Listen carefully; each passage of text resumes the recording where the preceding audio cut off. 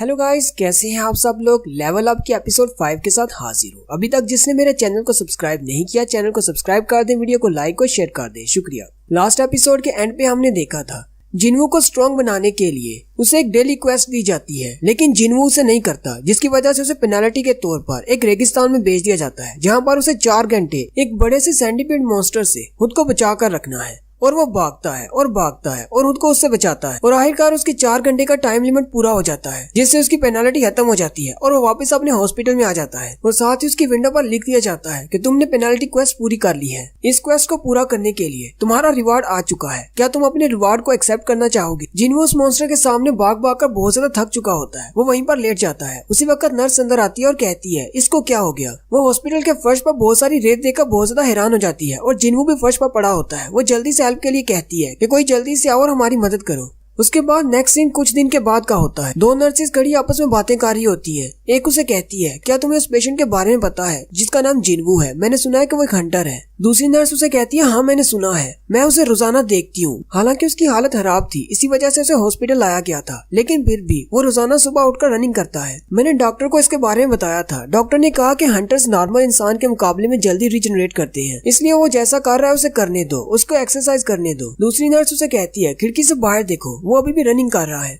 जिन्वू भागते हुए कहता है उस वाकये को पेश आए 4 दिन गुजर चुके हैं और मैं 4 दिन से लगातार वर्कआउट कर रहा हूँ। मुझे कुछ चीजों के बारे में पता चला है। पहली बात ये कि मेरे सामने ये जो विंडो ओपन होती है ये कोई इल्यूजन नहीं है, और दूसरी बात ये सिर्फ मुझे ही दिखाई देती है और किसी को भी दिखाई नहीं देती। जिन्वू अपनी डेली क्वेस्ट पूरी कर लेता है और साथ ही उसे ऑप्शन दिया जाता है कि डेली रिकवरी का ऑप्शन प्रेस करो। जिन्वू उसे जैसे एक्सेप्ट करता है उसकी सारी फटीग खत्म हो जाती है, यानी भाग भाग कर जितना भी वो थक जाता है अपनी एक्सरसाइज करके उसका सारी थकान खत्म हो जाती है। मोफेंग कहता है पता नहीं ये किस किस्म का मैजिक है, लेकिन डेली क्वेस्ट की एक्सरसाइज करने के बाद मैं बहुत ज्यादा थक जाता हूँ, लेकिन रिकवरी का ऑप्शन दबाते ही मेरी सारी थकान खत्म हो जाती है और मैं बिल्कुल नॉर्मल हो जाता हूँ। यही नहीं, मुझे डेली के स्टैट पॉइंट्स मिलते हैं। इसके अलावा मुझे गिफ्ट बॉक्स भी मिलते रहते हैं जिनमें अजीब सी चीजें निकलती है। मैं अपने स्टैट पॉइंट्स को अपनी एजिलिटी और अपनी हेल्थ को बढ़ाने के लिए इस्तेमाल कर सकता हूँ। मैं अपने स्टैट पॉइंट्स को अपनी हेल्थ में, अपनी सेंस में या फिर अपने इंटेलिजेंट पॉइंट्स में जितना भी बढ़ाता जाऊंगा उतनी ज्यादा मेरी ये सारी चीजें बढ़ती जाएंगी। अभी के लिए मेरा लेवल सिर्फ 1 है। मुझे लगता है कि शायद मेरा लेवल बढ़ने से मेरे बाकी के स्टैट पॉइंट्स भी बढ़ेंगे। इसके अलावा मेरे पास एक मेन्यू है जिसमें मेरे पास स्किल्स है और इन्वेंटरी का ऑप्शन है जहाँ पर मैं अपने वेपन्स रख सकता हूँ और अपनी उठाई हुई चीजों को वहाँ पर स्टोर कर सकता हूँ। ये तो बिल्कुल एक गेम की तरह है जो कि पता नहीं किस सिस्टम की वजह से कंट्रोल हो रहा है। फिर 1-2 दिन गुजरने के बाद जिन्वू अपनी रिसेप्शन वाली नर्स के पास जाता है और उसे कहता है मुझे कुछ देर के लिए छुट्टी चाहिए, मुझे हॉस्पिटल से बाहर जाना है। नर्स उसे कहती है लेकिन तुम्हें कहाँ पर जाना है। जिन्वू उसे कहता है मुझे कुछ काम है, वो निपटा कर आता हूँ।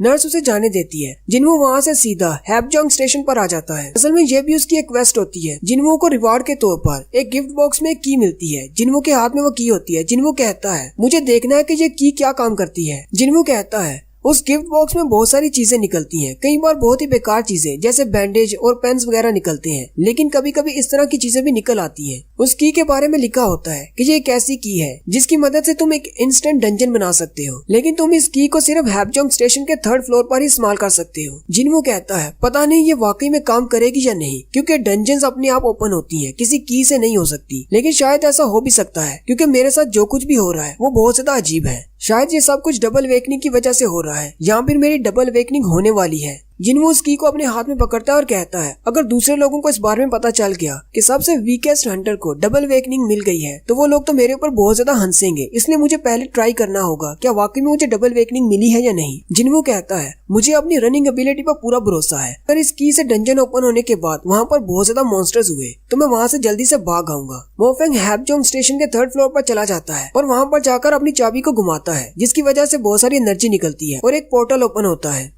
मोफेंग चलते हुए उस पोर्टल के अंदर चला जाता है। साथ ही विंडो ओपन होती है और उसे बताया जाता है कि तुम इंस्टेंट डंजन के अंदर आ चुके हो, और साथ ही उस पोर्टल का दरवाजा सील हो जाता है। जिन्वू बहुत ज्यादा घबरा जाता है और कहता है इसका दरवाजा तो बंद हो गया। मैंने तो ये सोचा था अगर डंजन के अंदर खतरनाक मॉन्स्टर हुए तो मैं जल्दी से भाग जाऊंगा, लेकिन अब मैं क्या करूँ। उसी वक्त एक लड़की जो कि मोबाइल यूज कर रही होती है उसके पास से गुजर जाती है। मोफेंग कहता है कहीं ऐसा तो नहीं कि मैं किसी अलग डायमेंशन में आ गया हूँ। जिन्वू कहता है इस पोर्टल का डोर एक नॉर्मल डंजन जिसमें पहले जा चुका हूँ उससे बहुत ज्यादा मुख्तलिफ है। जिन्वू वहीं पर बैठ जाता है, रोना शुरू कर देता है और कहता है अब मैं क्या करूँ, मैंने तो सोचा था कि मैं यहाँ से भाग जाऊंगा, लेकिन अब मैं बाहर नहीं जा सकता। और साथ ही उसके सामने एक विंडो ओपन होती है जिसमें उसे कहा जाता है तुम इस डंजन को छोड़कर नहीं जा सकते, या तो तुम बॉस को मारो या फिर रिटर्न क्रिस्टल का इस्तेमाल करते हुए बाहर चले जाओ। अब जिनवू के पास रिटर्न क्रिस्टल नहीं है, इसलिए जिनवू कहता है कुछ दिन पहले तक मैं एक ई रैंक का हंटर था जो कि ई रैंक के मॉन्स्टर को भी नहीं हरा सकता था, और आज मुझे एक ऐसी डंजन में बंद कर दिया गया है जहाँ पर मुझे बॉस को हराना है, वरना मैं बाहर नहीं जा सकता। कहीं मेरे साथ फिर से कोई मजाक तो नहीं हो रहा। उसी वक्त जिनवू को अंदर से आवाजें आना शुरू हो जाती है। जिनवू और भी ज्यादा घबरा जाता है और कहता है क्या इस गेम को लगता है कि मैं अपनी पार्टी के बिना इस डंजन को क्लियर कर सकता हूँ? मैं तो किसी कमजोर मॉन्स्टर को भी नहीं मार सकता, मैं इस डंजन के बॉस को कैसे मारूंगा? फिर जिनवू हिम्मत करता है और आगे उन आवाजों की तरफ चलना शुरू करता है। मोफेंग कहता है जैसे ही मैं आगे की तरफ चलता जा रहा हूँ मेरा कॉन्फिडेंस लेवल कम होता जा रहा है। जिनवू कहता है सामने से बहुत ही स्ट्रॉन्ग स्मेल आ रही है, मुझे लगता है कि इस डंजन में 20 टाइप मॉन्स्टर होंगे, और साथ ही एक बड़ा सा रेड कलर का वुल्फ निकल आता है और उस पर अटैक करता है। जिनवू जल्दी से उसे डॉज करता है। इस मॉन्स्टर का नाम स्टील फैंग राइकन वुल्फ है। जिनवू कहता है ई रैंक के गोब्लिन्स को भी मैं हरा नहीं सकता, ये तो फिर एक स्टील फैंग राइकन है। एक वुल्फ तो बहुत ज्यादा पावरफुल होता है, मैं इसे कैसे हराऊंगा? मोफेंग अपनी टांगों की तरफ देखता है तो उसके पैर कांप रहे होते हैं। मोफेंग कहता है मेरी तो टांगे साथ नहीं दे रही, ये तो बहुत ज्यादा डर के मारे कांप रही हैं। वो भेड़िया फिर से आगे बढ़ता है और जिनवू पर अटैक करता है। जिनवू उसे डॉज करते हुए कहता है मेरे पास तो कोई हीलर भी नहीं है, मैं यहाँ पर जख्मी नहीं हो सकता, अगर मैं जख्मी हो गया तो मैं यहीं पर मारा जाऊंगा। वो वुल्फ पीछे हटने के बाद फिर से उस पर अटैक करता है। जिनवू पीछे की तरफ बैक फ्लिप करते हुए उसको डॉज करता है। जिनवू कहता है मुझे लगता है शायद मेरी एक्सरसाइज की वजह से मेरी बॉडी बहुत ज्यादा इलास्टिक हो गई है, अब मेरी बॉडी पहले से ज्यादा लाइट है। जिनवू उसके ऊपर से जंप मारते हुए नीचे आकर खड़ा हो जाता है और उसे कहता है मैं मौत के मुंह से वापस आया हूँ, मुझे जिंदगी जीने का दूसरा मौका मिला है, मैं तुमसे डरने वाला नहीं हूँ, मुझे अभी और स्ट्रॉन्ग बनना है, मैं अभी नहीं मार सकता। और साथ ही वो पंच मारता है उस भेड़िए के मुंह पर, जिससे वो भेड़िया दूर जाकर गिरता है। जिनवू खुद भी ये देखकर बहुत ज्यादा हैरान हो जाता है और कहता है मेरे पास इतनी ज्यादा पावर कैसे आ गई? कहीं इस वजह से तो नहीं मैंने अपने स्टैट पॉइंट्स को अपनी स्ट्रेंथ में डाल दिया था? लेकिन साथ ही वो सामने की तरफ देखता है तो वो स्टील फैंग राइकन फिर से उठ खड़ा होता है। जिनवू कहता है मेरे पास अभी जितनी भी स्ट्रेंथ है वो इसको हराने के लिए काफी नहीं। लेकिन जिनवू पहले से थोड़ा सा कॉन्फिडेंट हो जाता है और वो फिर से उस पर पंचेस मारना शुरू करता है, लेकिन उस भेड़िए पर कुछ भी असर नहीं होता। जिनवू कहता है चाहे मेरे पास कितनी भी फिजिकल स्ट्रेंथ क्यों ना हो, इन मॉन्स्टर्स की बॉडी पर इसका कोई असर नहीं होगा।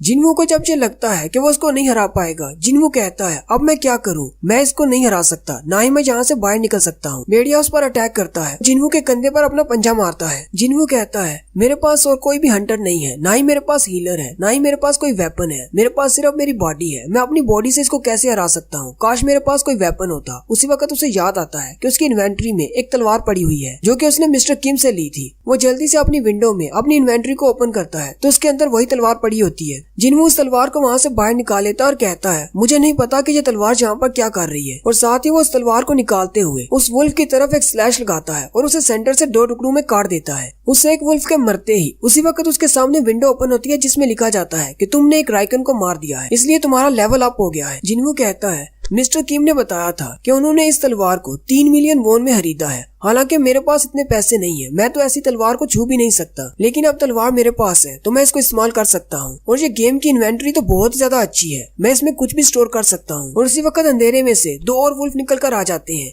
जिनवू कहता है अब मेरे पास एक तलवार है, अब मुझे इनसे डरने की कोई जरूरत नहीं, अब मेरा डर पहले से कम हो चुका है। पहली वाली स्लैश जब उसने लगाई थी तब उसकी तलवार नीचे फर्श में धंस गई थी।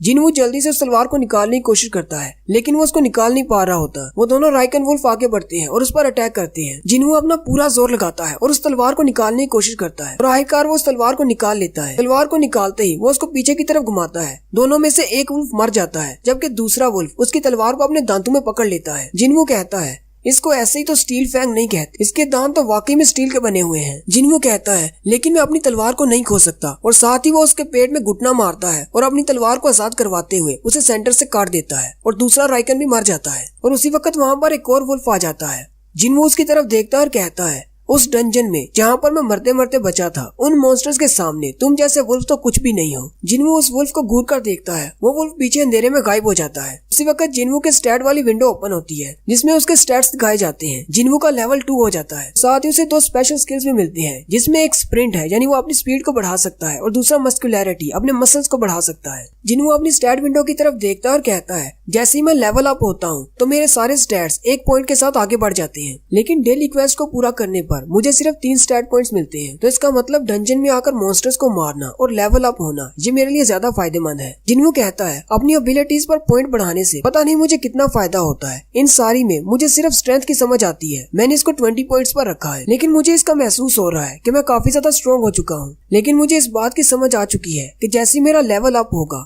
मेरे स्टैट्स बढ़ेंगे और मेरी पावर भी ज्यादा बढ़ेगी। जिन्हों कहता है तो इसका मतलब दुनिया का सबसे वीकेस्ट हंटर यानी कि मैं भी स्ट्रॉन्गर बन सकता हूँ। जिन्हों अपने ही मारे हुए वुल्फ की बॉडी के पास जाकर खड़ा हो जाता है और कहता है मैंने इसको मार दिया, लेकिन इसके अंदर से कोई मैजिकल कोर क्यों नहीं निकली? क्या ये बाकी डंजन्स के मुकाबले में कोई अलग डंजन है, या फिर ये वाले मॉन्स्टर्स अपने पीछे कोर नहीं छोड़कर जाते? वहीं पर जिन्हों को एक राइकन फैंग मिलता है जो कि स्टील फैंग होता है। जिन्हों कहता है ये वाले मॉन्स्टर स्पेशल मैजिकल कोर तो नहीं छोड़कर जा रहे, लेकिन इस तरह की आइटम्स छोड़कर जा रहे हैं। और मेरे पास विंडो में एक स्टोर भी है जहाँ पर मैं इन चीजों को रख सकता हूँ या फिर बेच भी सकता हूँ। वहाँ पर खरीदने और बेचने का ऑप्शन होता है। जिन्हों खरीदने के ऑप्शन को क्लिक करता है, लेकिन कुछ भी नहीं होता क्योंकि उसका लेवल लो होता है, इसलिए उसे कहा जाता है तुम्हारा लेवल अभी लो है, इसलिए तुम कुछ भी खरीद नहीं सकते। अगर तुम चाहो तो अपनी चीजों को बेच सकते हो। फिर वो बेचने के ऑप्शन पर क्लिक करता है तो उसे वुल्फ के दांत के बदले में 20 गोल्ड दिए जाते हैं। जिन्हों कहता है पता नहीं 20 गोल्ड कितने होते हैं, मुझे इस करेंसी का नहीं पता। मुझे लगता है शायद ये डंजन ई रैंक के बराबर होगी। जिन्हों कहता है अब मुझे क्या करना चाहिए? मैं इस डंजन को छोड़ नहीं सकता जब तक मैं बॉस को नहीं मारता। लेकिन अगर मैं बॉस से फाइट करने के लिए यहाँ पर रुकता भी हूँ तो मेरे पास इतना राशन नहीं है, मैं यहाँ पर भूख से मर जाऊंगा। और अगर बॉस ई रैंक का भी हुआ फिर भी वो मुझसे ज्यादा स्ट्रॉन्ग है, मैं उसको हरा नहीं पाऊंगा। ना ही मुझे पता है कि रिटर्न क्रिस्टल कहाँ से मिलता है, मैं वापस कैसे जा सकता हूँ। उसी वक्त वो सामने की तरफ देखता है, वो पहले वाला वुल्फ जो कि चला गया था वो अपने साथ और भी बहुत सारे वुल्फ्स को लेकर आता है। वहाँ पर बहुत सारे वुल्फ्स इकट्ठे हो जाते हैं और यहीं पर हमारी एपिसोड 5 का एंड होता है।